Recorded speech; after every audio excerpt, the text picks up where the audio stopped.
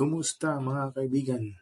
Ngayon, andito tayo sa isa sa mga pinakakilalang lugar sa California, ang Santa Monica Pier.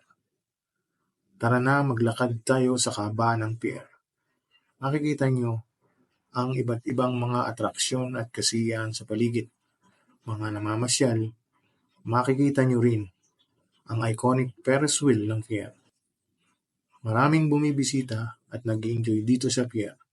May naliligo sa dagat, iba naman ay nagsasunbathing. Habang naglalakad tayo, makikita nyo ang napakaraming tao, mga tindahan ng souvenir at restaurant dito sa pier. Mga birds na nagliliparan na nakikipaglaro sa mga tao.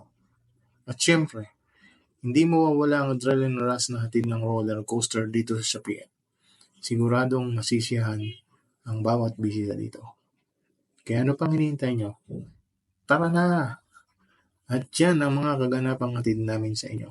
Maraming salamat sa pagsamang muli sa amin ngayong araw na to.